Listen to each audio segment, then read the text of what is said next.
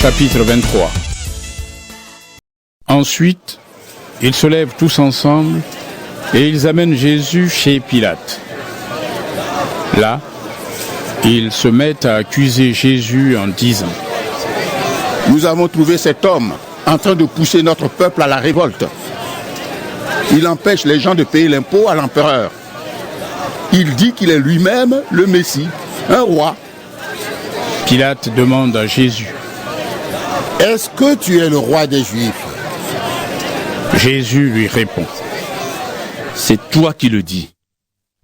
Pilate dit au chef des prêtres et à la foule : Je ne trouve pas de raison pour condamner cet homme.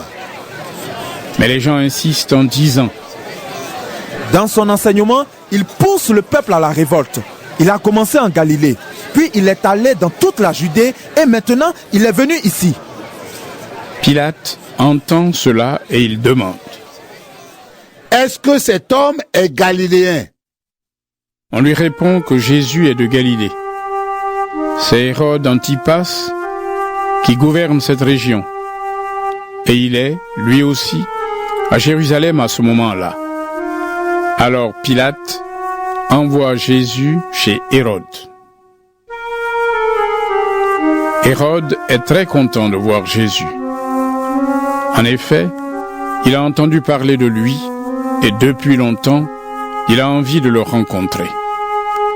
Il espère qu'il va le voir faire quelque chose d'extraordinaire.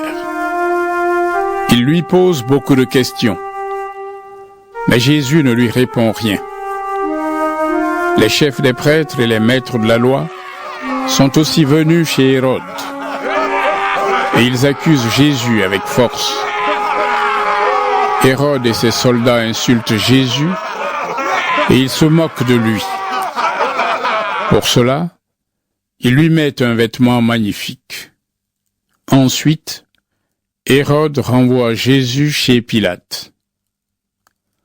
Avant, Hérode Antipas et Pilate étaient ennemis. Ce jour-là, ils deviennent amis. Pilate réunit les chefs des prêtres, les autorités et le peuple. Il leur dit : Vous m'avez amené cet homme en me disant « Il pousse notre peuple à la révolte ». Alors, je l'ai interrogé devant vous. Vous l'accusez, mais moi, je n'ai pas trouvé de raison pour le condamner. Hérode Antipas n'en a pas trouvé non plus, puisqu'il l'a renvoyé chez nous. Il n'a donc rien fait pour mériter de mourir. C'est pourquoi je vais le faire frapper, ensuite je vais le libérer. Les gens se mettent à crier tous ensemble : Fais mourir cet homme! Libère-nous Barabbas! Fais mourir cet homme! Libère-nous Barabbas! Fais mourir cet homme! Libère-nous Barabbas! Barabbas a tué quelqu'un quand les gens se sont révoltés contre les Romains dans la ville. C'est pour cela qu'il est en prison. Pilate veut libérer Jésus et de nouveau, il parle à la foule. Mais les gens crient : Sur une croix! Sur une croix! Sur une croix! Sur une croix! Une troisième fois, Pilate prend la parole et dit : Qu'est-ce que cet homme a fait de mal ? Je ne trouve pas de raison pour le faire mourir. C'est pourquoi je vais le faire frapper et le libérer. Mais les gens insistent en criant très fort. Sur une croix! Et leurs cris sont les plus forts. Alors Pilate décide de faire ce que la foule demande. Il libère celui qu'ils ont demandé, Barabbas. Pourtant, on l'avait mis en prison parce qu'il avait tué quelqu'un pendant une révolte contre les Romains. Et Pilate livre Jésus à la foule en leur disant : Faites-lui ce que vous voulez. Les soldats amènent Jésus. Ils rencontrent Simon, un homme de Cyrène, qui revient des champs. Il l'oblige à mettre la croix sur son dos pour qu'il la porte derrière Jésus. Une grande foule suit Jésus. Des femmes pleurent et sont dans le deuil à cause de lui. Jésus se retourne vers elles Il leur dit: Femmes de Jérusalem, ne pleurez pas à cause de moi. Au contraire, pleurez à cause de vous et de vos enfants. Oui, le moment va venir où on dira: elles sont heureuses les femmes qui ne peuvent pas avoir d'enfants, celles qui n'en ont jamais eu et qui n'ont pas allaité de bébé.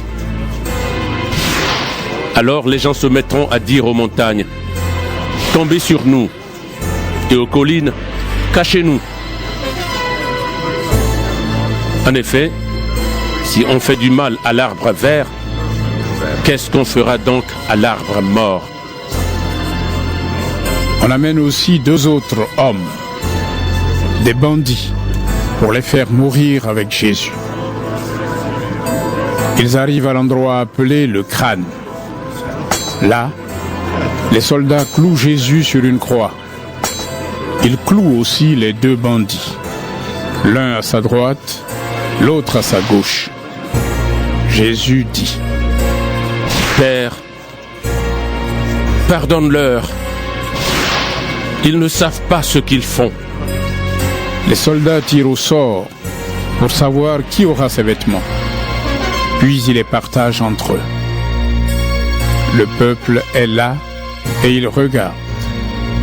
Les chefs des Juifs se moquent de Jésus en disant: Il a sauvé les autres, eh bien, il n'a qu'à se sauver lui-même, s'il est vraiment le Messie, celui que Dieu a choisi. Les soldats aussi se moquent de Jésus. Ils s'approchent de lui et ils lui offrent du vinaigre en disant: Si tu es le roi des Juifs, sauve-toi toi-même. Au-dessus de Jésus, on a mis une pancarte avec ces mots: C'est le roi des Juifs. Un des bandits cloués sur une croix insulte Jésus en disant: Tu dis que tu es le Messie. Alors, sauve-toi toi-même et sauve-nous aussi. Mais le deuxième bandit fait des reproches au premier en lui disant: Tu es condamné à mort comme cet homme. Et tu ne respectes même pas Dieu. Pour toi et moi, la punition est juste. Oui, nous l'avons bien mérité, mais lui, il n'a rien fait de mal. Ensuite, il dit à Jésus: Jésus, souviens-toi de moi quand tu viendras comme roi. Jésus lui répond: Je te le dis, c'est la vérité. Aujourd'hui, tu seras avec moi dans le paradis. Quand il est presque midi, le soleil s'arrête de briller. Dans tout le pays, il fait nuit jusqu'à 3 heures de l'après-midi. Le rideau qui est dans le temple se déchire au milieu en 2 morceaux. Jésus pousse un grand cri. Il dit: Père, je remets ma vie dans tes mains.